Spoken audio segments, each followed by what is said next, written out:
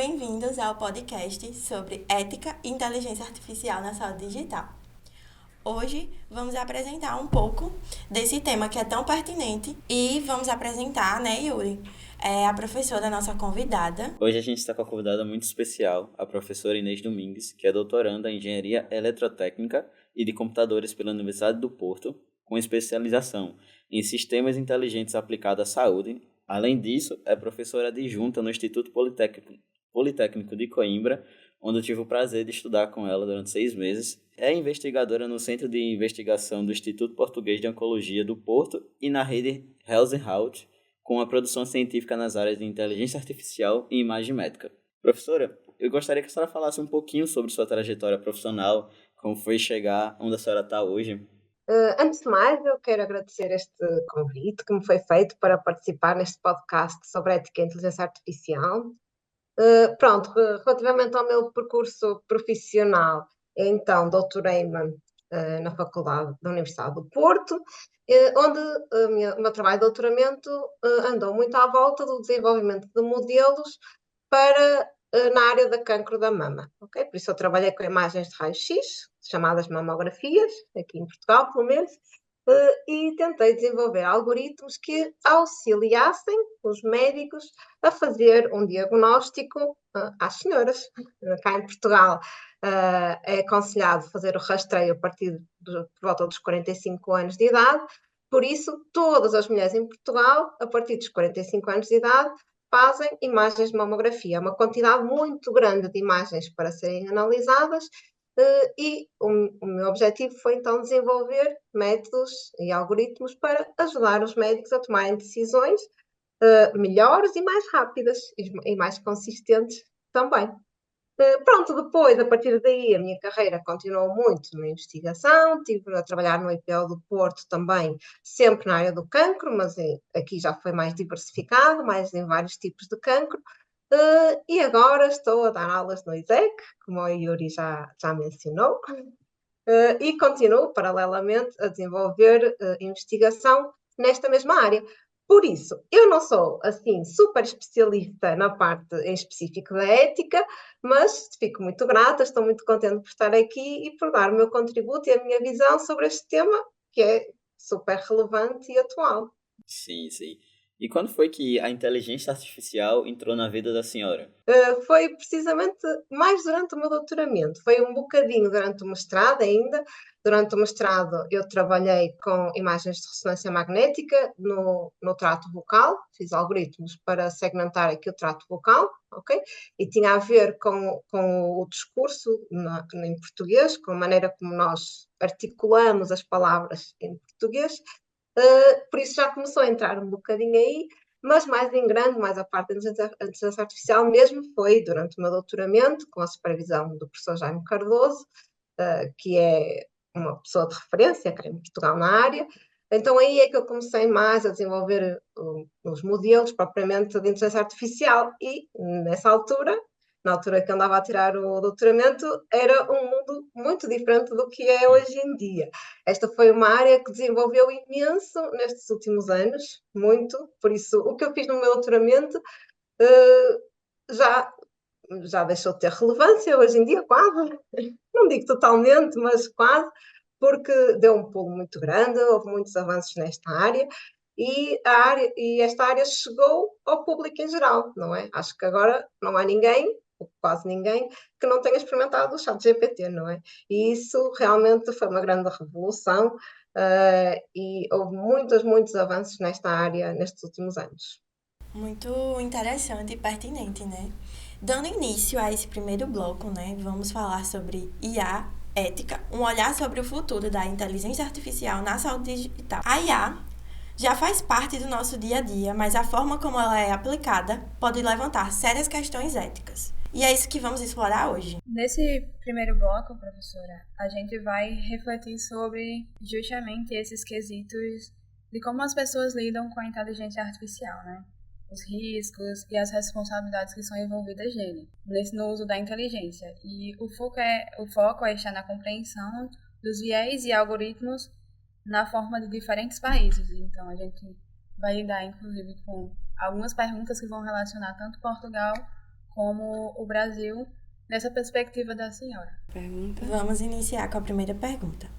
Como lidar e evitar algoritmos que podem produzir vieses discriminatórios? Muito bem, então, os vieses são muito relevantes e eu acho que ultimamente já tem-se vindo a dar muito relevo a estas questões, mas ainda não é um problema que esteja totalmente abordado e resolvido. Na minha opinião, isto tudo começa nos dados, ok? Porque os nossos modelos vão aprender com os dados, não é? Tal como uma criança, quando cresce, aprende com a interação com o seu ambiente, os modelos matemáticos e na área da inteligência artificial vão aprender com os dados. Por isso é crucial nós garantirmos que estes dados são diversos e que representam todas as populações. Por exemplo, eu tenho aqui um exemplo para vos falar que ocorreu nos Estados Unidos da América. Então, os investigadores estavam a desenvolver um modelo e aperceberam-se que o modelo era discriminatório.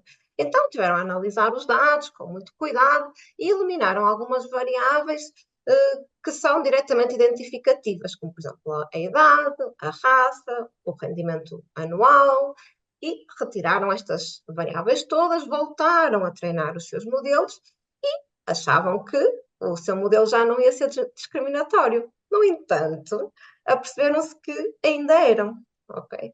Então, voltaram a tentar perceber o que é que se estava ali a passar, porque é que aquele modelo continuava a discriminar as pessoas, e eles verificaram que era por causa do código postal, ok? O código postal aparentemente não traz nenhuma informação discriminatória, mas nos Estados Unidos o que acontece é que determinadas populações vivem geograficamente concentradas em determinadas zonas. Por isso, de forma indireta, o código postal identificava a raça das pessoas.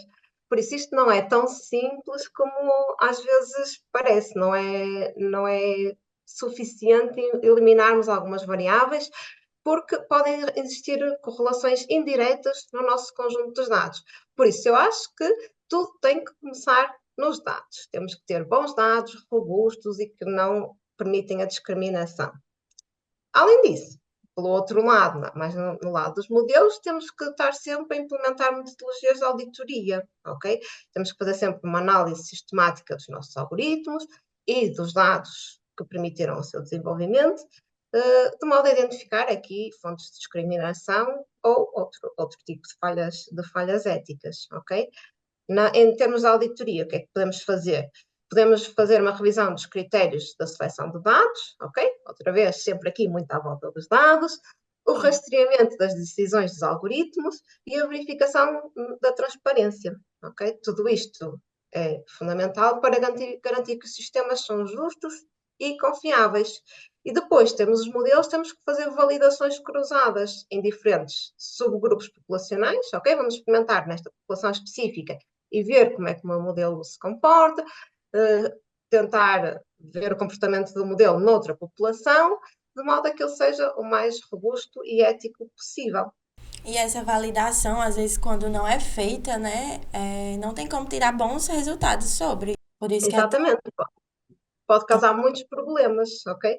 As bases de dados, quase todas, são todas as bases de dados que temos disponíveis publicamente para treinar os nossos modelos, quase todas são uma população branca, não é?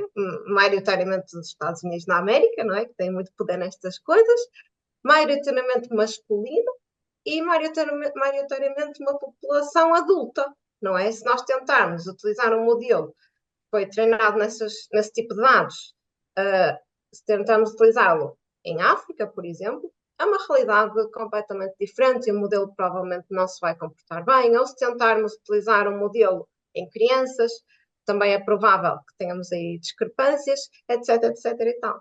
Inclusive, acho que a Sara já até respondeu uma pergunta que eu ia fazer. se tem uma percepção, né, de diferente... se a Sara observa diferentes tipos de viés discriminatórios, tanto na Europa, no Brasil, até mesmo em outros países. Então, como a Sara já citou os Estados Unidos e a África, já foi uma pequena diferença, né? Mas se puder falar mais um pouquinho sobre essa diferença, a gente agradeceria. Sim, sim. Nós temos que estar sempre aqui muito, muito atentos. E o que é que podemos fazer? para tentar mitigar e descobrir estes problemas, ok? Podemos tentar, por exemplo, desenvolver modelos de interpretabilidade, ou seja, algoritmos que ajudam a explicar as decisões do nosso modelo, ok? E assim aumentamos a transparência do nosso modelo e conseguimos, de melhor forma, identificar se ele está a quebrar algum problema ético, ok? Por exemplo, aqui um exemplo muito tradicional é um modelo que foi desenvolvido para distinguir entre lobos e huskies. E os investigadores estavam a desenvolver isto, aperceberam-se que, passado algum tempo, o modelo começou a fazer muitos erros. Porquê? O modelo, em vez de ter aprendido as características que distinguiam os lobos dos huskies, o que eles tinham aprendido era a detectar neve, ok? Porquê? Porque tinha acontecido que nas imagens que foram utilizadas para treinar esse modelo, todos os lobos estavam num contexto de neve. Por isso, em vez de o modelo identificar as características do problema que queria resolver, identificou subterfúgios à volta dele e cometia muitos erros. Isto também acontece muito em exemplos médicos, ok? Isto, lobos e huskies, parece que não tem nada a ver, mas no contexto médico também acontece muito. Por exemplo, às vezes as imagens de raio-x, ou de PET, ou de TAC, ou o que for, às vezes têm, por exemplo, no cantinho da imagem, tem alguma coisa identificativa do hospital onde a imagem foi adquirida, ou assim, pequenas pistas, não é? Que não é suposto os nossos modelos olharem para isso, mas que os nossos modelos acabam por dar a volta e olhar para essas pequenas pistas que nós não queremos que eles olhem e assim provocar vieses e discriminação dos nossos pacientes no contexto médico. Perfeito. Isso é realmente muito importante. Acho que a gente deveria estar investindo nessas coisas, não só o Brasil, né, mas todos os outros países, que é de extrema relevância, ainda mais hoje que 90% ou um pouco mais de pessoas utilizam IA, né? E aí agora eu entro para uma outra pergunta, onde vai envolver diretrizes, né, para utilizar a IA juntamente com a ética. E aí nessa diretriz tem 5 pilares, que é equidade, justiça, privacidade e transparência. 5 não, 4. Perdão. E aí, para a senhora, desses 4 pilares que eu acabei de citar, qual a senhora acredita ser mais desafiador de implementar no contexto educacional português e por quê? Acho que esta realmente liga-se um bocadinho com a minha resposta anterior. Eu acho que aqui a transparência é realmente fundamental e temos que trabalhar nisso. Nós hoje em dia, pronto, os modelos do estado da arte, hoje em dia são os modelos que nós chamamos de deep learning, ou seja, são redes neuronais muito, muito complexas, ok? Muito profundas, com muitas camadas, com muitos parâmetros e que são muito difíceis de interpretar. Nós sabemos que aquilo está a tomar uma decisão, mas não sabemos muito bem como. É o que nós chamamos black box. É uma coisa que é muito difícil de nós olharmos e percebermos o que está ali a acontecer. Por isso, temos que desenvolver algoritmos que nos ajudem a perceber porque que porque que o modelo está a aconselhar uma certa decisão. Então, temos aqui várias coisas que podemos fazer. Ou escolher modelos mais simples, como, por exemplo, árvores de decisão pequeninas, que funcionam quase como fluxogramas, são coisas mais ou menos fáceis de perceber. Regressões lineares, não é? Que sempre temos uma relação linear, também é mais fácil de nós interpretarmos, ou modelos baseados em regras, não é? Se isto, então aquilo. Isto também são coisas que nós conseguimos perceber. No entanto, se optarmos por estes modelos mais simplificados, podemos estar aqui a perder em termos da performance. Por isso, ultimamente, têm começado a ser desenvolvidas muitas técnicas em que nos tentam abrir um bocadinho da janela e tentar explicar porque é que os nossos modelos destes de deep learning, estes que são muito complexos, porque é que eles estão a tomar uma certa decisão, ok? Por exemplo, uma das coisas que é muito feita é o uso de salience maps, mapas de saliência, que são imagens que nos realçam as zonas dos nossos dados que mais contribuíram para uma certa decisão do nosso modelo. É uma das coisas que podemos fazer e é uma das coisas que é muito feita. Uma outra coisa são explicações locais. E temos aqui o LIME e o SHAP, que são as técnicas mais conhecidas, que basicamente o que eles fazem é provocar pequenas perturbações nos parâmetros de entrada, ok? Nos nossos atributos de entrada, e ver qual é o impacto que isso tem na decisão do nosso modelo. E aí podemos ver quais é que são os parâmetros mais importantes e quais é que são os parâmetros menos importantes, os parâmetros que contribuíram positivamente e os parâmetros que contribuíram negativamente para o nosso modelo tomar uma certa decisão. Professora, você estava falando em relação aos parâmetros, né? E alguns desafios. O que a senhora acha em relação a desafios que está mais relacionado à falta de políticas públicas claras, à formação dos profissionais da educação ou à ausência de recursos tecnológicos e pedagógicos nas escolas, por exemplo? Tudo. Sim. Acho que tudo isso contribui. Eu acho que, pronto, aqui eu diria que o fundamental é mesmo a literacia. A literacia nesta área, temos que investir muito, muito nisto, ok? Temos que ensinar de forma adequada, com termos adequados à nossa população, não é? Se forem estudantes, se forem médicos, se forem enfermeiros, temos que utilizar termos que essas pessoas compreendam, que lhes façam sentido, de forma clara e de forma consistente. E, além disso, como eu já disse há um bocadinho, o mundo que eu vivi enquanto fazia o meu doutoramento é um mundo completamente diferente do que temos hoje em dia, por isso temos sempre que estar atualizados, por isso não basta uma vez fazer uma formação e ficar por ali. Não, temos que fazer sempre atualizações, porque realmente tem sofrido muitas, muitas mudanças este campo. E é importante os profissionais terem a noção, por exemplo, que os nossos modelos, depende dos modelos, claramente, mas tipicamente eles não dão uma resposta binária, ou é sim ou é não. Eles podem dizer sim com uma certa probabilidade ou não com uma certa probabilidade, não é? Eu posso dizer, no exemplo do meu doutoramento do cancro da mama, esta senhora não tem cancro e eu estou confiante 99% que esta senhora não tem cancro. Ou então, esta senhora não tem cancro, mas eu estou confiante 55% que esta senhora não tem cancro, não é? São coisas muito diferentes. E quem está a utilizar estes modelos na vida real tem que ter esta sensibilidade, tem que aprender. Nós temos que lhes ensinar, não é? Que ninguém nasce ensinado. Tem que aprender o que é que o modelo faz e, mais importante, o que é que o modelo não faz e que cuidados é que devemos ter na interpretação do que ele nos está a dizer. Bem, agora, professora, a gente vai entrar no segundo bloco, que é Ética na Educação e na Saúde Digital.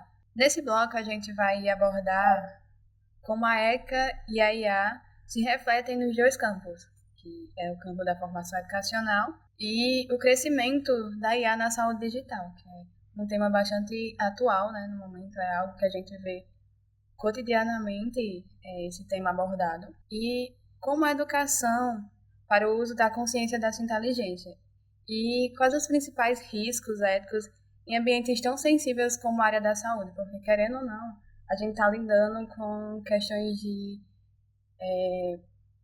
dados sensíveis, dados pessoais de pessoas. Partindo desse princípio, a gente vai começar a rodada de perguntas. Como a senhora, enquanto educadora, aborda o tema do viés algoritmo e da desinformação em suas aulas? Que estratégias pedagógicas podem ser eficazes para preparar os alunos para identificar e mitigar esse problema? Ok, então, como eu disse há um bocadinho na introdução, a parte ética não é a minha especialidade. Eu sempre me debrucei, já agora eu acho que não disse isso na minha introdução, mas eu sou matemática, a minha licenciatura é em matemática e depois o mestrado e o doutoramento é que foi mais na área de eletrotécnica. Por isso, eu gosto muito dos números e dos modelos e confesso que a parte ética sempre deixei um bocadinho para segundo plano. Eu dou aulas de inteligência artificial e também dou uma outra cadeira de base de dados. Nessa cadeira de base de dados, eu incluo um dos capítulos que eu leciono, debruça-se muito sobre a proteção de dados. E até costumo convidar um especialista na área e ele partilha a sua experiência pessoal enquanto encarregado de proteção de dados do Instituto Português de Oncologia do Porto. Mas agora este podcast está-me a inspirar.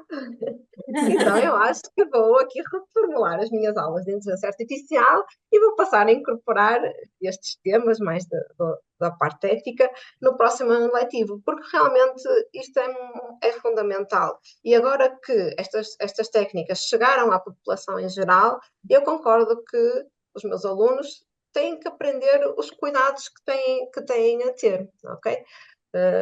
Pronto, então o que é que eu posso fazer? Posso tentar fazer estudos de casos reais, ok? Algoritmos que falharam os diagnósticos porque não representavam de forma adequada determinadas etnias ou determinados géneros, ok? A maioria das bases de dados, como eu disse já há bocado, é muito, muito enviesada, por isso eu posso-lhes mostrar essas bases de dados, posso mostrar o que é que existe disponível publicamente e falarmos um bocadinho das suas limitações. E podemos fazer debates em que os alunos podem partilhar as suas ideias e tentar desenvolver neles o pensamento crítico, ok? Eu, por acaso, este ano tive um aluno que estava a fazer um trabalho e ele submeteu um artigo e um dos comentários do revisor foi que e que cuidados é que tem se o seu chat GPT ou o seu modelo de Large Language Model se lhe dá informação errada. Ele achou aquilo muito estranho, porque ele achava que o modelo não lhe podia dar informação errada. E não é verdade, não é? Os modelos podem gerar informações erradas, temos sempre que validar duplamente e ter muito cuidado com isto. E realmente acho que vou passar a incluir isto no meu próximo ano letivo. Que tipos de materiais a senhora vai estar usando, assim? O que a senhora vai abordar nessas aulas? Que a senhora planeja agora sabendo que a senhora vai querer? Porque se for assim, uma coisa tão legal quanto a senhora já deu antes, eu acho que eu vou pensar em voltar de novo pra ter aula com a senhora lá, hein? Aí vai levar a gente. E eu também quero ir, com certeza. São todos super bem-vindos. Nós gostamos muito de ter alunos internacionais e, aliás, eu acho que o fato de termos alunos internacionais até mostra melhor as diferentes realidades, não é? E mostra melhor os contextos diferentes e vocês podem partilhar o vosso ponto de vista do Brasil, que eu não conheço muito bem, não é? Conheço um bocadinho só da interação que tive com o Yuri e com outros alunos, mas não conheço muito bem, e podem vocês trazer o vosso ponto de vista, partilhar e tentarmos ver as diferenças entre o sistema de saúde português, o sistema de saúde do Brasil, as bases de dados que temos em Portugal, as bases de dados que vocês têm aí, o tipo de técnicas que vocês utilizam. Acho que seria, sim, muito produtivo. Puxando um pouco, fiquei observando durante a cena estava falando, você falou sobre o pensamento crítico, né? O quanto isso é relevante dentro do ambiente acadêmico. De fato, quando o educador, enquanto professor mesmo, puxa isso dos alunos e não só distribui informações, mas realmente pegar esse conhecimento específico e poder fazer uma análise bacana, né? Acredito que isso é uma estratégia que deve ser cada vez mais utilizada dentro de sala de aula, de fato. É fazer o aluno pensar fora da caixa. Vamos para outra pergunta, professora. No campo da saúde digital, onde os algoritmos de IA estão cada vez mais presentes em diagnósticos, tratamento e plataformas de bem-estar, quais são os viés mais preocupantes que a senhora identifica no mundo da saúde ali mesmo? Não só educacional agora, né? No primeiro bloco a gente focou no educacional, mas agora focando na saúde mesmo. Porque, querendo ou não, hoje em dia a gente tem aquela curiosidade, vou botar uma imagem de algum exame que eu fiz e coloca no GPT para ter alguma resposta, né? Então, muitas das vezes não é certa. Então, como é que a senhora vê esses quesitos? Sim, então, em termos de vieses, o viés sistémico, que já temos vindo a falar, que são estas desigualdades que existem na sociedade, eu acho que é aqui o mais relevante, porque a sociedade é muito diversificada e as nossas bases de dados não refletem ainda isso e, consequentemente, os nossos modelos também não refletem ainda isso, não é? É muito importante os profissionais de saúde que tomam as decisões estarem informados sobre os modelos que estão a utilizar. É muito importante que eles tenham acesso a toda a informação sobre os modelos, quais é que são as métricas de performance dos modelos, quantas vezes é que eles acertam, em média, em porcentagem, não é? Quantas vezes é que, de forma geral, eles erram. estas técnicas de interpretabilidade serem aqui incorporadas também, e é muito importante eles terem a consciência que a palavra final é eles que lhes cabe, ok? Digam o que o modelo disser e eles têm que se basear na sua experiência, no seu conhecimento e na opinião do modelo também, mas têm que conjugar todos estes pontos de vista e eles é que tomam a decisão final, porque eles é que vão ser imputáveis, na minha opinião, pelo menos eles é que devem ser imputáveis às decisões que tomam, ok? E têm que utilizar, obviamente, tudo o que estiver disponível, mas a palavra final é do profissional de saúde. E se o paciente lhe vier perguntar, porquê que me aconselha o tratamento A e não o tratamento B? Não me parece boa prática que o médico diga, porque foi o que um modelo matemático de deep learning super complexo que ninguém percebe me aconselhou, não é? Não, ele tem que ter uma boa resposta para dar ao seu paciente, uma resposta que ele consiga explicar ao paciente e que o paciente consiga perceber. Por isso é muito importante aqui os profissionais estarem conscientes de tudo, das limitações, das partes boas e das partes más dos modelos também. Professora, puxando um pouquinho do que a senhora está falando, a senhora vê a necessidade de novas disciplinas ou abordagens interdisciplinares no currículo português? Bom, é uma excelente pergunta essa. Este tema da ética é muito complexo. Porquê? Porque envolve aqui várias disciplinas. Temos a parte que eu me sinto mais confortável, que é a parte matemática dos modelos, mas depois temos a parte política, temos a parte de ética, que já são de outras disciplinas, mais das ciências sociais, não são tanto das ciências exatas, não é? Então temos aqui que misturar as ciências exatas com as ciências sociais e as ciências políticas e realmente há aqui um clash de pontos de vista complicado. Eu acho que para já tem tudo estado a trabalhar de forma mais ou menos independente e separada, até agora, não é? Temos os engenheiros e os matemáticos preocupados com os modelos, e depois temos os filósofos preocupados com a ética, temos os políticos preocupados com as leis, está tudo muito a trabalhar de forma independente e separada até o momento. Mas eu acho que sim, eu acho que nós temos que nos sentar todos juntos à mesma mesa, falar uns com os outros, partilhar os pontos de vista diferentes e chegar a uma solução. As leis têm que ser claras, as leis têm que ser entendidas por toda a gente e toda a gente tem que as conhecer e implementar. Isto é um trabalho que só é feito em conjunto. Por isso eu acho que sim, é fundamental começarmos a ter aqui cadeiras nas nossas licenciaturas e nos mestrados e nos doutoramentos que combinem estes pontos de vista. Não é fácil. Não é fácil, porque estamos todos habituados a trabalhar de forma independente. E mesmo em termos práticos, todos nós temos os nossos horários, não é? Se fazer um horário de uma pessoa que trabalha em 3 pessoas em 3 faculdades diferentes é um pesadelo, não é? Às vezes dentro da mesma faculdade já é difícil fazer os horários, por isso conciliar isto tudo é complexo, mas é fundamental, diria que sim. Sim. Aqui no Brasil, né, os professores também falam bastante aqui na UFRN sobre, principalmente nos cursos de exatas, né, nos cursos de engenharia, porque, querendo ou não, a gente não vê muito essa interdisciplinaridade, né, e é pertinente a gente tratar questões sociais, questões éticas, de fato, dentro como é que a gente pode dizer, acredito que a Sena concorde, mas é necessário essa fusão, porque a gente vê tanto cálculo, tanta coisa, e acaba que a gente não consegue, às vezes, se desprender e relacionar com o pensamento crítico, de fato, né? A gente como pessoa, como profissional. Vou passar aqui para a Eduarda para fazer a próxima pergunta. A senhora falou na questão dos mecanismos, né, que são utilizados hoje em dia pela IA para diagnóstico na saúde em si. Aí eu queria que a senhora falasse um pouco como é que a gente pode implementar para garantir, né, essa transparência e essa aplicabilidade da IA na saúde. Como é que a senhora acha que poderia ser melhorado, se já tem alguma coisa que poderia ser melhorada ou algo que poderia ser acrescentado? Justo, tanto para aumentar a confiança dos profissionais e do paciente, né? Sim, a literacia, como já temos vindo a falar, é fundamental. É fundamental fazermos workshops, fazermos formações, a todos os profissionais, aos pacientes é mais difícil chegar a eles, não é?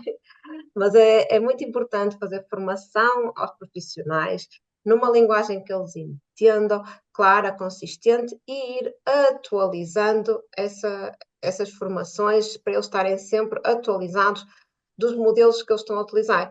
E especificamente os modelos que eles estão a utilizar, não é? Porque o mundo da inteligência artificial é uma coisa quase infinita, não é?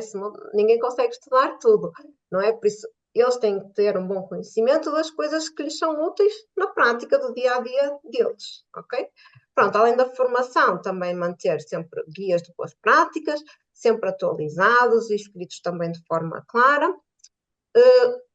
Mais do ponto de vista técnico, mais da parte dos modelos, temos que vir não só aquela informação de o modelo acha que sim ou o modelo acha que não, temos que tentar incluir esta parte da interpretabilidade, das métricas da confiança. Eu acho que sim, e estou confiante 75%. Eu acho que não, e estou confiante 0,1%, não é? Inserir estas métricas, dar esta informação toda. E auditorias externas, não é? É sempre bom vir alguém de fora para dar uma perspectiva diferente.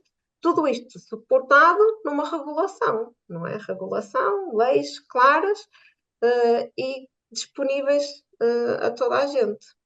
Bom, a gente vai entrar agora no nosso último bloco, né? Para adiantar, Eduarda vai abordar mais um pouco sobre o que vai ser esse último bloco.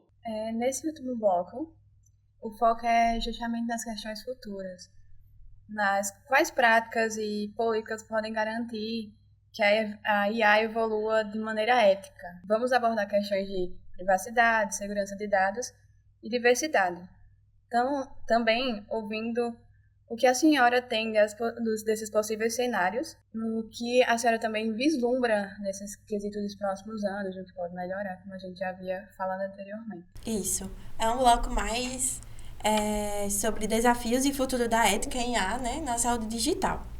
Bom, professora, considerando a sensibilidade dos dados de saúde, quais são as melhores práticas para proteger a privacidade dos pacientes e garantir o consentimento informado no uso de IA? O uso de dados anonimizados, o consentimento informado e o controle de acessos, quem é que consegue aceder a que dados e quando, são fundamentais, ok?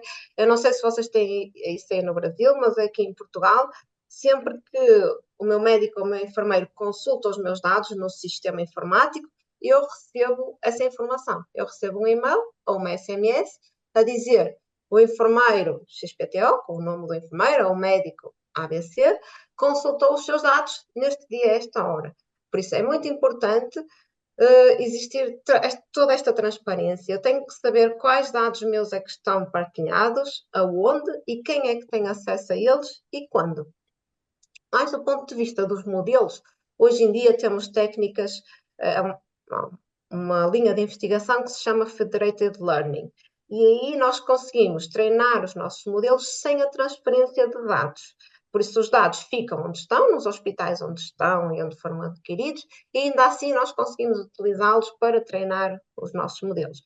Por isso as pessoas já começam a despertar para esta problemática e começam a existir maneiras de tentar melhorar os nossos modelos sem perder a privacidade dos nossos pacientes. Tem que haver sempre aqui um equilíbrio entre a privacidade e o desempenho dos nossos modelos. Uma história que não é diretamente relacionada com a inteligência artificial, mas é uma situação real que aconteceu, que eu tive conhecimento, e que nos tenta chamar a atenção para esta problemática, coisas que nós às vezes nem nos passam pela cabeça. Então, o IPO, que é o Instituto Português de Oncologia, mandou uma carta para um paciente para marcar uma consulta. Pronto, à primeira vista parece ser uma coisa normal, não é? Acontece que esta carta tinha um pequeno erro no andar. Então, o carteiro não sabia a que andar, a que apartamento, não é? Era um edifício, não sabia a que apartamento é que pertencia aquela carta, não sabia em que caixinha pôr aquela carta.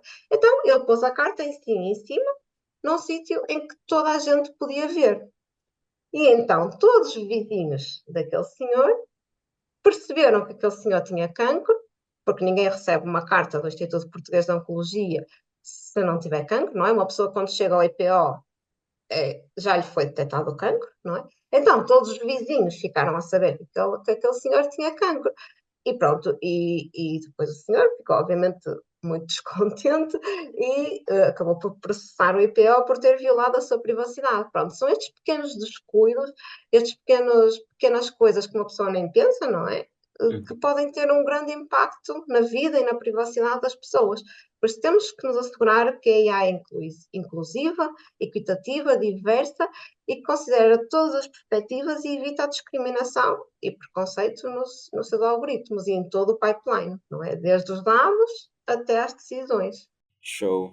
E uma pergunta já implementada com essa que a gente acabou de fazer, é como que poderia equilibrar a necessidade de grandes volumes de dados, como a senhora falou logo lá no início, né, que é sempre dados e mais dados, para o treinamento com a segurança e harmonização. Pronto, os dados andam aqui desde a primeira pergunta, não é? É verdade. Desde a primeira pergunta que andamos aqui à volta com os dados, porque realmente é a partir dos dados que se faz tudo nesta área da inteligência artificial. E é um problema muito interessante e, por exemplo, nós temos aplicações específicas, por exemplo, sei lá, se forem doenças raras que só afetam 1% da população, nós não temos muitos dados, temos pouquinhos dados. E os modelos hoje em dia, estes tais modelos que já aqui falamos de Deep Learning, precisam de muitos dados para aprender. Então, existem técnicas para tentarmos aprender com menos dados, ok? Podemos tentar utilizar, por exemplo, o conhecimento que aprendemos num domínio onde temos muitos dados, tentar transferir esse conhecimento para um outro domínio em que temos menos dados. E, em termos mais especificamente, aqui voltando à parte da proteção dos dados, temos o que eu vos acabei de falar, estas técnicas de Federated Learning, que vão buscar os dados a muitas fontes diferentes, sempre treinando os modelos sem transferir os dados propriamente ditos, ok? Nós conseguimos que os nossos modelos aprendam, mas não temos acesso direto aos nossos dados, temos acesso de forma indireta, sempre mantendo a privacidade dos nossos pacientes. Eu acho que hoje em dia não existe propriamente falta de dados, os dados existem, estão gravados, guardados nos hospitais. O que nos falta é o acesso a eles. Chegar aos dados é muito, muito complexo. Nós, se quisermos fazer um projeto qualquer com qualquer hospital, temos que começar o projeto com 5 anos de antecedência, porque só conseguir aceder aos dados, a quantidade de burocracia, é uma barreira muito grande. O que não é mau, não é? Porque estas coisas têm que ser feitas com cuidado, mas ao mesmo tempo nós queremos que a ciência avance, ao mesmo tempo nós precisamos de ter acesso a estes dados, mas por isso temos que implementar procedimentos que sejam seguros e rápidos, que acho que é um problema com a burocracia em Portugal, e não só em Portugal, acredito que em muitos sítios a burocracia é sempre uma coisa muito lenta e complexa. Verdade. Isso é muito complexo. São muitos dados para a gente lidar. E ao mesmo tempo que muitas pessoas querem dados para poder avançar com esse uso, se torna cada vez mais complicado quando às vezes deveria ser um pouco mais facilitado quando se deve fazer pesquisas nessas áreas, né? E aí nisso, eu queria saber da senhora se existe algum cenário no futuro, seja ele positivo ou negativo, que a senhora visualiza com mais clareza em Portugal. Eu sou muito otimista, por isso acho que o cenário Isso é bom. Acho que o cenário é super positivo. Acho que esta revolução que aconteceu nos últimos tempos com o aparecimento do ChatGPT, não há outro nome a dar, não é? Acho que isto realmente fez despertar muito o interesse nas pessoas. Eu sei de empresas que querem implementar IA só porque sim, nem sabem muito bem porquê nem para quê, só querem implementar só porque está na moda. E e pronto, e nós podemos achar que isto é uma coisa má, eu acho que é bom, ok? Eu acho que nós temos é que fazer, temos que começar e que fazer, e vamos crescendo e aprendendo pelo caminho, com as mãos na massa, fazendo as coisas, não é? Se ficarmos só com medo e parados sem fazer nada, então é que o mundo não vai avançar, não é? Eu acho que quando apareceu o rádio, toda a gente ficou muito assustada e achou que as pessoas iam deixar de ler livros. Apareceu a televisão, toda a gente ficou assustada e achavam que as pessoas iam agora só ver televisão e deixar de ouvir rádio. Quando apareceu o Google, não é? Um simples motor de busca, já existiam outros motores de busca antes, mas o Google realmente fez as procuras todas muito mais rápidas e fáceis. Já aí também, já toda a gente andava muito preocupada, que agora os alunos já não iam fazer trabalhos, que iam só copiar coisas do Google. E agora apareceu o ChatGPT e as questões éticas são mais ou menos as mesmas, não é? Nós temos as mesmas preocupações que tínhamos nestes todos marcos anteriores.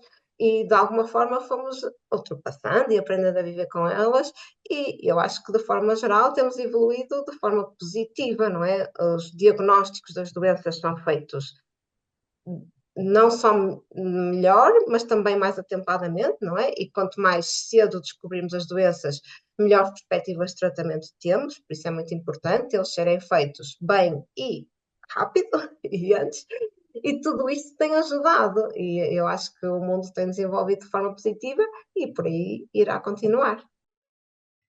Muito bom. Só saindo aqui um pouquinho do foco, a senhora falou que a senhora é muito otimista, né? E eu lembro que eu estava numa cadeira, pagando a cadeira aí com vocês, e um professor, na hora que eu fui apresentar um trabalho, ele falou, nossa, nós portugueses somos muito negativos, vocês brasileiros são muito otimistas. Aí eu lembrei agora, só falando otimista, que hoje, será mesmo que a senhora é portuguesa? Estou a tentar quebrar esse estereótipo. Nesse momento a gente já está chegando ao fim do nosso podcast e primeiramente eu gostaria de agradecer por ter aceitado esse convite. Foi um momento muito interessante. Acredito que muitas pessoas vão ser impactadas por esse tema e pela abordagem que a gente foi fazendo aqui de forma dinâmica. Então, muito obrigada, professora, por partilhar, né, compartilhar conosco seus conhecimentos. Estou ansiosa, quem sabe, fazer uma parceria, né, conosco, quanto iniciação científica. Gostaria bastante de ter essa parceria e agradeço. Eu é que agradeço mais uma vez este convite para participar no podcast e dou-vos os parabéns aos três por promoverem esta iniciativa, a vocês e ao professor desta cadeira, não é, que vos desafiou a isto, por promoverem esta iniciativa e este tipo de discussão que são tão necessários e relevantes nos dias de hoje, e teria também muito gosto em futuras colaborações. Gostaria também de agradecer, né? Foi um momento, como tu me falou, muito agregador para a gente que só tinha, querendo ou não, Yuri que teve esse contato com a senhora, então sabe a realidade da gente é diferente, a gente ficou bastante curiosa e foi bastante agregador nesse sentido de ver um ponto de vista diferente da gente, que vê muito a questão do Brasil. Então, é isso. Gostaria de agradecer novamente. E espero ter outras oportunidades de estar com a senhora novamente. Bom, também gostaria de agradecer. Eu não achava que a senhora ia aceitar, né? Fazia tempo que a gente não se falava. A última vez ainda estava por aí.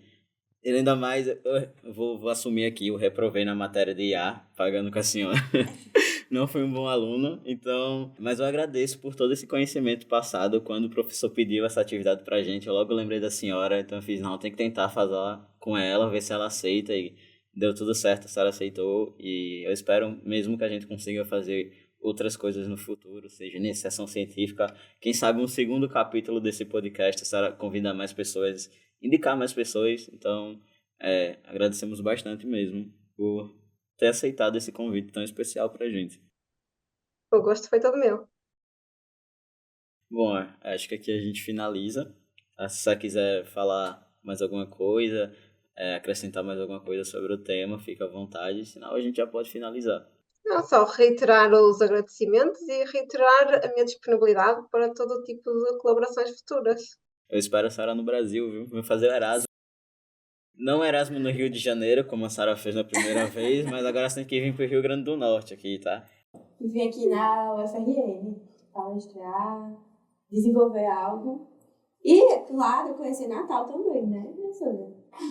Gostava muito de conhecer Natal, gostava muito, já ouvi falar muito bem. Bom, estamos finalizando esse podcast, né?